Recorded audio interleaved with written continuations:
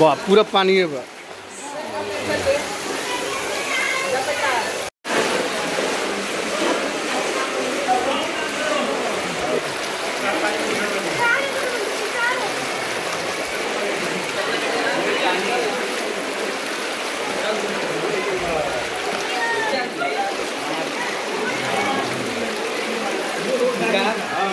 कितना पानी हम कितना पानी है भाई लाउरी के एरिया में किसी बच्चा को हम भी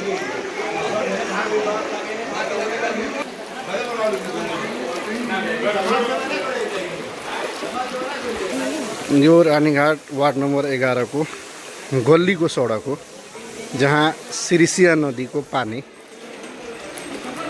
उँचो भइसकेपछि अहिले रानीघाट वार्ड नंबर 11 का अधिकांश गल्ली घरहरू डुबेका छन्।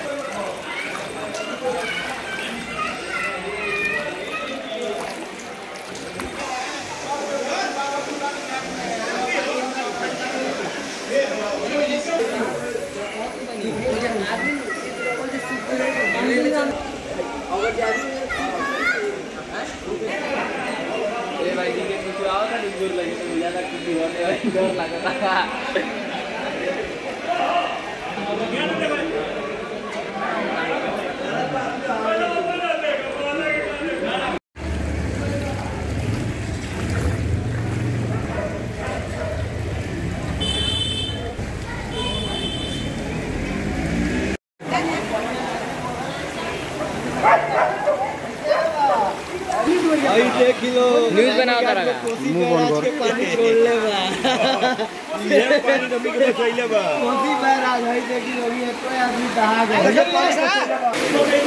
यो रानीघाट वार्ड नंबर 11 को सहायक बाटो हो, जहाँ कोई आधासम्म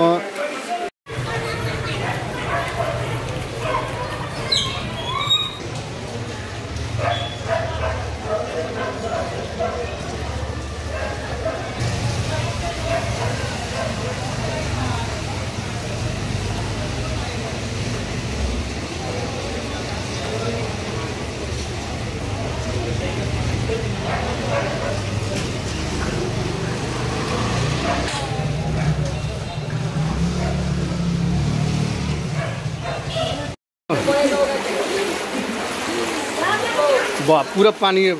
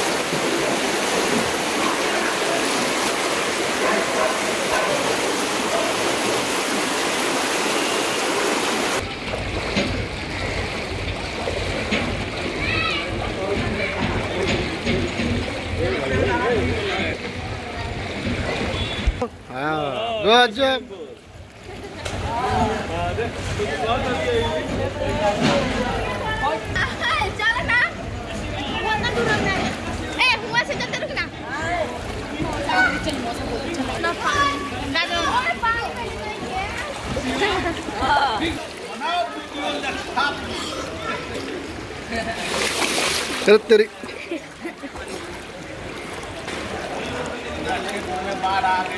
ना रे कुत्ता सब दे लगी चिल्लाए फिर घर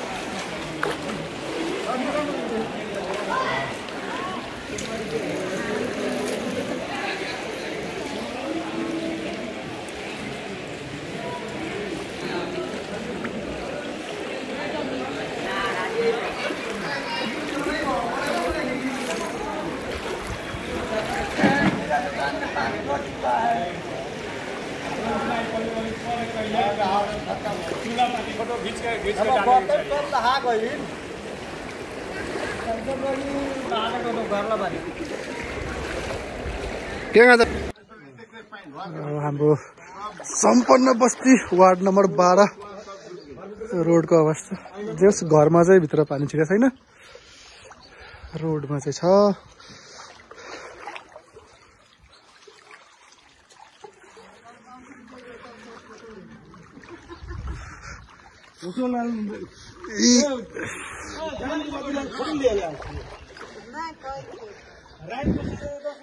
की हो वहाँ घर चला लिया है?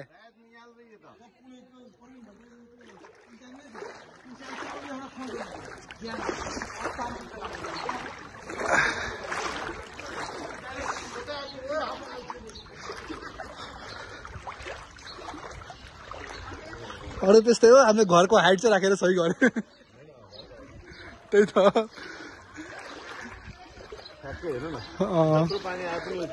के छिर्दैन यहाँ अब घरको हाइट राखेर चाहिँ सही भयो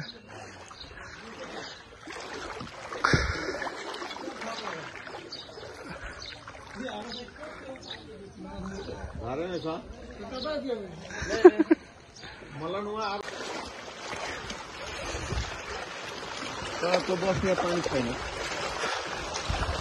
यो मेन बाटो ब्लक भएको बस्तीमा घरमा त पानी छिर्दैन यता चाहिँ दरैया पुरै यो दरैया सिमराही एरिया अहिले यो दरैया सिमराही त्यस पछाडि मिल्स एरिया अनि यो जिटमिल डिआइजी अफिस यो सबै अहिले डुबेको छ जलमग्न भएको छ र हामीले केसरिया करिडोर चाहिँ यसको लागि भनेका थियौँ र जनतालाई सुरक्षित गर्नको लागि चाहिँ हामीलाई केसरिया करिडोरको केसरियाको बाँध चाहिँ आवश्यक छ त्यो भयो भने हामी विराटनगरको 30% जनसङ्ख्यालाई बाढीबाट बचाउन सक्छौँ नमस्कार अहिले हामी बाढीमा मदनमा एरियामा छौँ हामी सम्पन्न बस्ती चाहिँ अहिले जाइरहेको छौँ रेस्क्युको लागि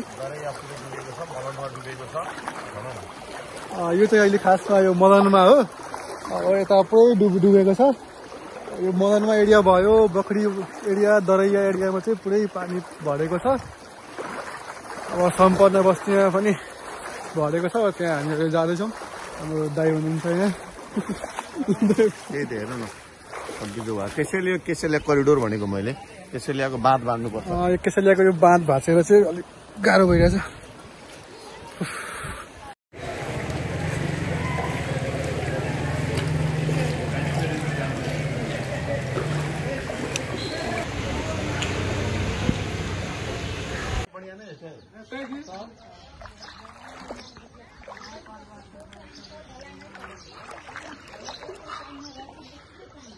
घरको सबैको बिमा पनि गरिदिनु पर्ला हौ सर्दमा थाहा छ यता जति डुबेको छ नि त्यहाँ पानी पुग्दैन त्यो पानी त यस्तो छ नि हजुर बाँध कट उठ्यो भने त्यहाँबाट छिर्यो नि हजुर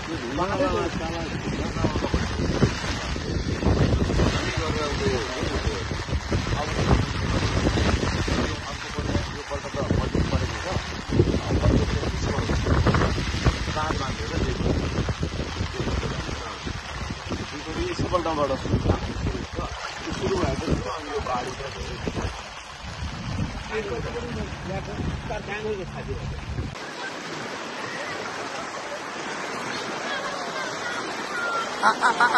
बाप्रे यहाँ त स्पिड रहेछ हौ दाइ यहाँ त पानीको स्पिड टन्नै रहेछ त लडेर त गयो फेरि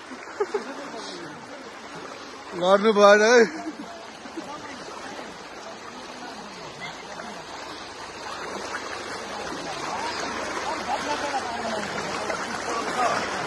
बाटो होला पहिले बाँध अनि पहिले बच्यो भने अनि बाटो हुन्छ बाटो त पछि बनाउनु बडो बाटो बनाउनु यहीपल्ट यताबाट सुरु गर्ने एकपल्ट बाटो बन्छ बाँध बनाउन सुरु गर्ने हो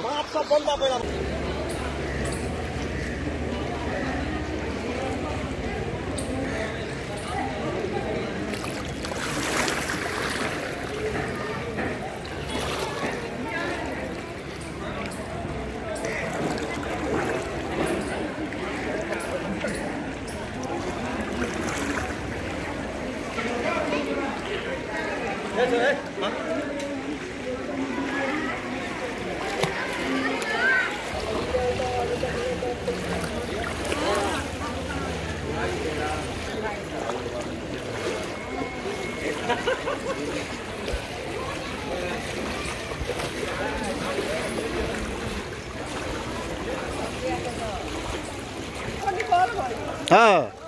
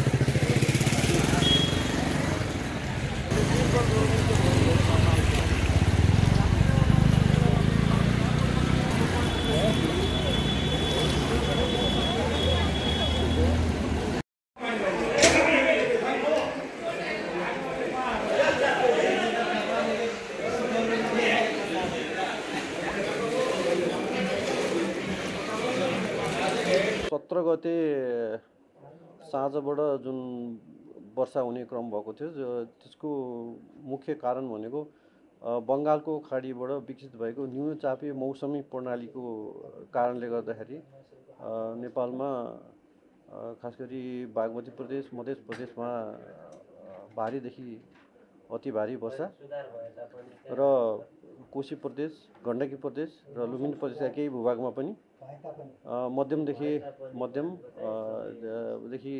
भारी वर्षाहरूसम्म पनि भएको अवस्था रह्यो र यो प्रणाली अब बिस्तारै पूर्वतर्फ सर्दै गएर नेपालबाट बाहिरिसकेको अवस्था छ। र अर्को कुरो चाहिँ नेपालमा यो मनसुन बहिर्गमनको करिब अन्तिम चरणमा पुगिसकेको अवस्था भइन्छ। त्यसकारण त्यति ठुलो मौसम फेरबदल हुने अथवा पानी पार्ने अवस्था चाहिँ छैन। तथापि अहिले हामीले के देखिरहेछौँ भने यो पश्चिमतिरबाट आउने पश्चिमी वायु वेस्टर्न डिस्टर्बेन्सको कारणले गर्दाखेरि चाहिँ यो कर्णालीका केही भूभाग र सुदूर पश्चिमका पनि पहाडी क्षेत्रहरूमा केही मौसममा थोरै फेरबदल हुने तर त्यस्तो खालको ठुलो फेरबदल हुने अवस्था छैन। त्यसकारण मनसुन अब चाहिँ सुधारिएको तर्फ अगाडि बढेको छ। त्यस्तो ठुलो खालको मौसमी प्रणालीले पानी पार्न सक्ने अवस्था चाहिँ अब रहेन। चल्दछ मौसम विज्ञान विभागले विभिन्न स्रोतहरूलाई चाहिँ प्रयोग गर्दै अब पूर्वानुमान गर्ने गर्छ। त्यसमा खास गरी भू उपग्रहबाट प्राप्त बादलका तस्बिरहरू, त्यसपछि विभिन्न तथ्याङ्कको विश्लेषण, त्यसपछि गणितीय मौसम पूर्वानुमानहरू, विविध यस्ता किसिमका चाहिँ स्रोतहरूको आधारमा मौसम पूर्वानुमान गर्ने गर्छ। र अब यो सन्दर्भमा के भयो भनेदेखि जुन हामीले पहिला आकलन गरेको थियो त्यो आकलन गरे अनुसार चाहिँ भन्दा पनि मौसम प्रणाली चाहिँ छिटो चाहिँ सिफ्ट भएको अथवा सरेको त्यो स्थानान्तरण भएको अवस्था भएको कारणले गर्दा चाहिँ हामीले त्यसलाई नियमित रूपमा अध्यापित चाहिँ गर्दै रह्यौँ। त्यो हिसाबले चाहिँ मनसुनको जुन सक्रियता त्यो थियो त्यो चाहिँ चाँडै बिस्तारै पूर्वतर्फ चलेर गएर मौसममा क्रमशः चाँडै नै सुधार भयो। जुन हामीले सुरुमा जुन हाम्रो पूर्वानुमान थियो त्योभन्दा अलि चाँडै नै सुधार भएको अवस्था चाहिँ रहेको हो। मनसुन सकिसकेको अझै पनि अवस्था छैन। मैले अघि नै भने मनसुन बहिर्गमनको अन्तिम चरणमा छौँ हामी करिब। त्यसकारण मनसुन नसकिएसम्म वर्षाको सम्भावना चाहिँ रहन्छ। खास गरी मनसुनी वर्षाको सम्भावना चाहिँ उत्तिकै रहन्छ। त्यसकारणले सम्भवतः यो हप्ताको अन्तिमसम्ममा अथवा अर्को हप्ताको सुरुसम्ममा मनसुन बहिर्गमन भइसक्ने अवस्था जस्तो देखिएको छ अहिलेको आकलनबाट चाहिँ।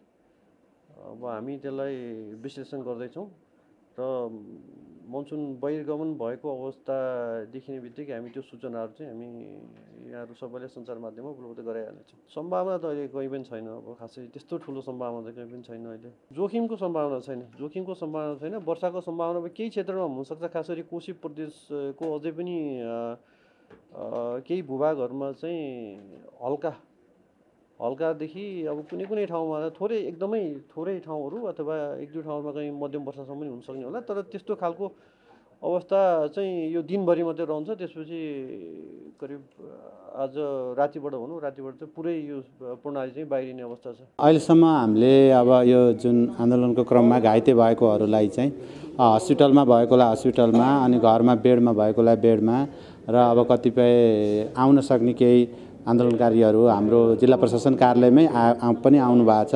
उहाँहरूलाई गरेर टोटल हामीले 56 जनालाई चाहिँ अहिलेसम्म नेपाल सरकारको निर्णय भएअनुसार चाहिँ 20,000 रुपियाँ राहत र घाइतेको परिचय पत्र वितरण गरेका छौँ। त्यसै क्रममा चाहिँ आज हामीले यहाँ ट्रमा सेन्टरमा 3 जनालाई कार्ड चाहिँ वितरण गऱ्यौँ, उहाँहरूको कागज फोटोहरू टाँसेर। यसै क्रममा अहिले अब फेरि हामी थप अरू कार्ड पनि केही घाइतेहरूले खबर गर्नुभएको छ, त्यहाँ घरमा हस्पिटलमा गएर वितरण गर्नेछौँ। यो अहिले चाहिँ हाम्रो खास गरी आन्दोलनको क्रममा घाइते भएको सबै प्रकृतिको घाइतेहरूलाई चाहिँ हामीले वितरण गरेका छौँ र अब थप अलिकति जटिल किसिमको घाइतेहरू जसलाई उपचार गर्न समस्या हुन्छ पछि त्यसमा नेपाल सरकारले निर्णय पनि गरिसकेको छ। घाइतेहरूको उपचारको लागि थप सरकारको तर्फबाट सहयोग हुन्छ। अहिले चाहिँ हामीले कार्डहरू चाहिँ खास गरी जिल्ला प्रशासन कार्यालयबाट चाहिँ यो अस्तिको 23-24 गतेको आन्दोलन क्रममा घाइते भएकाहरूलाई चाहिँ बाँडेका छौँ। अहिले तत्काल त अब उपचारहरू निःशुल्क हुन्छ अनि त्यस पछाडि चाहिँ तत्काल राहतको लागि चाहिँ हामीले 20,000 रुपियाँ वितरण गरेका छौँ। भोलि पछि चाहिँ यो कार्डको आधारमा नेपाल सरकारले निर्णय गरे बमोजिम थप सुविधाहरू राहतहरू उपलब्ध हुन सक्छ। हामीले अहिले अस्तिको आन्दोलन क्रममा घाइतेहरूलाई चाहिँ सहज बनाउनलाई अब घर घरमा अथवा चाहिँ जहाँ हस्पिटलमा हुनुहुन्छ त्यहाँ गएर सहयोगहरू गरिराखेका छौँ र त्यसमा चाहिँ केही थप सहयोग चाहियो भने हाम्रो गृह मन्त्रालय जिल्ला प्रशासन कार्यालयले पनि हाम्रो सूचनाहरू निकालेर नम्बरहरू पब्लिस गरेको छ। यहाँहरूलाई घरसम्म पुग्नलाई एम्बुलेन्सको अथवा घरबाट उपचार गर्न आउनलाई चाहिँ कुनै सवारी साधनको समस्या छ भने पनि हाम्रो तोकिएका नम्बरहरू छन्, त्यो राखेर यहाँहरूले खबर गर्न सक्नुहुन्छ। त्यो अनुसार चाहिँ सरकारको तर्फबाट सेवा सुविधाहरू राहतहरू उपलब्ध गराउँदै जान्छ। अब हामीलाई धरानबाट कसैले केही पनि सहयोग पनि गरेन हेर्नु होइन, न हामीलाई यहाँ सरकारले के गर्यो। हामीले त हाम्रो देशको लागि लड्यौँ नि त, देशको लागि लड्यौँ, तर खोइ देशले हामीलाई अलिकति केही पनि हेरेन क्या। अब हामी यत्रो हस्पिटल बस्यौँ, न हाम्रो लागि सुशीला कार्की प्रधानमन्त्री कोही आउनुभयो, न सुदन गुरुङ सरहरू कोही आउनुभयो। उहाँहरूलाई खालि मिडियामा मात्र बिजी हुनुभयो। तर किन हो, अब हामी यत्रो घाइते भएर यत्रो हस्पिटलमा बस्दाखेरि पनि कसैले पनि हामीलाई हेर्नसम्म आउनु भएन क्या। जे जस्तो भयो भने एकपल्ट भेट्न आइदिनु, हामीलाई पैसा दिनुपर्छ होइन, सामानहरू नै लिएर आउनुपर्छ भन्ने छैन। तर बस एकपल्ट के छ कस्तो छ होइन, एकपल्ट त्यति बुझ्न भयो भने आइदिनु। म चाहिँ त्यही भन्न चाहन्छु, किनभने म मात्र होइन, घाइतेहरू त धेरै हुनुभएको छ नि त। अब हाम्रो यो काठमाडौँ ठाउँमा मात्र होइन, अब हरेक ठाउँमा हरेक जिल्लामा मान्छेहरू बिरामी हुनुहुन्छ होइन। यत्रो गोली खाएर मान्छेहरू भनौँ न यत्रो घाइते भएर मान्छेहरू बस्नु भएको छ, तर किन उहाँहरू चाहिँ त्यो ठाउँमा पुग्नु भएको छैन क्या। त्यही हो, एकपल्ट जसरी हामी जे गर्नुहुन्छ जसरी हुन्छ भेट्न आइदिनु, हामीलाई त्यो सामानहरू ल्याइदिनुपर्छ, पैसै लिएर आइदिनुपर्छ भन्ने छैन। तर बस एकपल्ट हामीलाई सरकार जसरी हुन्छ सरकार पक्षबाट हामीलाई भेट्न आइदिनुहोस्, बस पुग्छ। पढ्दैछु अहिले बिबिए पढ्दैछु सेन्ट्रल कलेजमा। अनि त्यो 23 गतिको आन्दोलनमा चाहिँ गएको थिएँ म। अनि त्यति बेला संसद भवनकै अगाडि लागेको गोली, अगाडि नै त होइन, त्यही छेउछाउमा थिएँ। माहौल त अलि डेन्जरस नै थियो भनौँ न।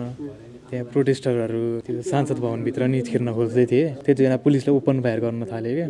अनि त्यति बेला लागेको गोली। एक्सपेक्ट राम्रै गरौँ न, अप्टिमिस्टिक हुनुपर्छ। सुझाव दिन त धेरै छ, सबै कुरा भनेर भन्नु मिल्दैन। जनताहरूले भनेको सुनिदिनु पऱ्यो। अब यो करप्टेड गभर्मेन्ट थियो नि त पहिला, अब करप्टेड हुनु भयो जस्तो। त्यही हो, धेरै कुरा भन्नु छ, तर त्यही दुइटा भन्न चाहन्छु अहिले। Thank you.